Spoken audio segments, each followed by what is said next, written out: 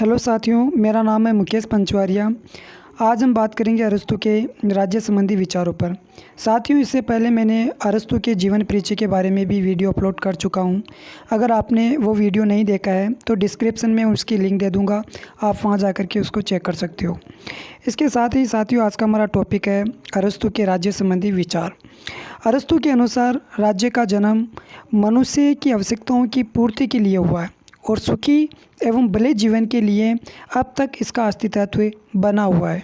राज्य की उत्पत्ति, प्रकृति एवं उद्देश्य के संबंध में अरस्तू के विचारों का अध्ययन। साथियों, अब हम बात करेंगे कि राज्य की उत्पत्ति कैसे हुई। राज्य की उत्पत्ति संबंधी विचार। राज्य के विकास क्रम में परिवार प्रथम इकाई है। इसकी दूसरी प्राकृतिक संस्था ग्राम है, यानी गांव है। अरस्तू का मत है कि अनेक परिवारों के योग से गांवों का निर्माण होता है। राज्य के विकास की तीसरी व अंतिम अवस्था स्वतः राज्य ही है, जो अनेक गांवों से मिलकर बनता है। साथियों, अरस्तू ने राज्य को परिवारों एवं ग्रामों का समूह बताया है। अरस्तू के अनुसार जब अनेक ग्राम मिलकर पर्याप्त आकार वाले एक ऐसे पूर्ण समुदाय का रूप धारण कर लेते हैं जो लगभग पर्याप्त आत्मनिर्भर या पूर्ण आत्मनिर्भर हो, तो जीवन की कठोर आवश्यकताओं से राज्य अस्तित्व में आता है। इस प्रकार राज्य एक ऐसा संगठन है जो जीवन की सारी आवश्यकताओं में आत्मनिर्भर होता है। यह एक प्राकृतिक संस्था है। अरस्तू के ही शब्दों में राज्य कोई आकस्मिक समुदाय नहीं है, यह समान व्यक्तियों का संघ और एक ऐसा संगठन है जो आत्मनिर्भर जीवन को संभव बनाता है। अब बात करेंगे साथियों हम राज्य की प्रकृति के बारे में एवं इसकी विशेषताएं। अरस्तू ने राज्य की निम्नलिखित विशेषताएं बताई है। साथियों, राज्य एक प्राकृतिक संस्था है। उसने कहा है कि राज्य की उत्पत्ति मानव आवश्यकताओं की पूर्ति के लिए ही होती है।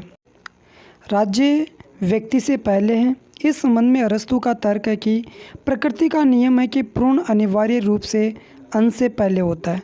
तो साथियों, अरस्तू ने राज्य को व्यक्ति से पहले माना साथियों, और राज्य को एक शरीर माना है, और जो व्यक्ति है उनको एक अंग या एक उसका अंश माना है। साथियों, राज्य की विशेषताओं की तीसरी विशेषता है राज्य सर्वोच्च, पूर्ण एवं आत्मनिर्भर संस्था है।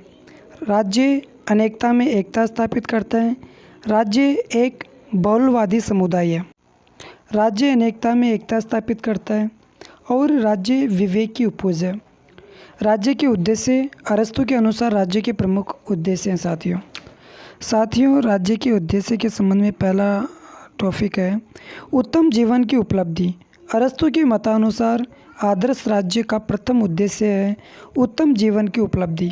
उत्तम जीवन की व्याख्या करते हुए बारकर ने लिखा है कि एक ऐसा जीवन जो उत्तम कार्य और उत्तम आचरण से गढ़ा जाता हो।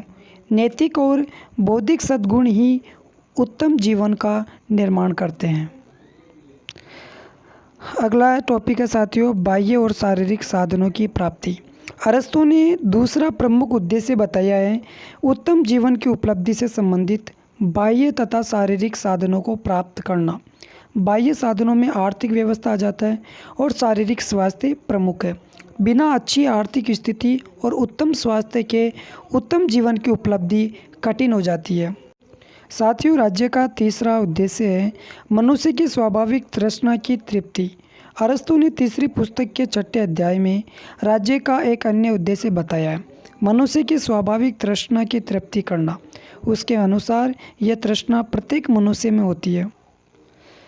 चौथा उद्देश्य है समान हितों की पूर्ति। अरस्तू ने राज्य का एक अन्य उद्देश्य बताया है समान हितों की पूर्ति करना। समान हित केवल आर्थिक हित ही नहीं होते, बल्कि उत्तम जीवन की उपलब्धि भी होता है। साथियों, राज्य के उद्देश्य के संबंध में अरस्तू का जो विचार था उसमें अरस्तू के अनुसार राज्य महान उद्देश्य वाला समुदाय है। इसका उद्देश्य केवल जीवन संभव बनाने की परिस्थितियाँ देना, रक्षा करना अथवा न्याय देना मात्र नहीं है, अपितु इन कार्यों के अस्तित्व शुभ जीवन देना है। अरस्तू का प्रसिद्ध कथन है राज्य केवल जीवन के लिए नहीं अपितु शुभ जीवन के लिए अस्तित्व में है। तो साथियों, आपको ये वीडियो कैसा लगा? अगर अच्छा लगा हो तो प्लीज़ लाइक कर दीजिए और मेरे चैनल को सब्सक्राइब कर दीजिए, क्योंकि मैं पॉलिटिकल साइंस से संबंधित ही वीडियो इसमें अपलोड करता हूँ, ताकि उसका नोटिफिकेशन आप तक पहुँच सके। धन्यवाद।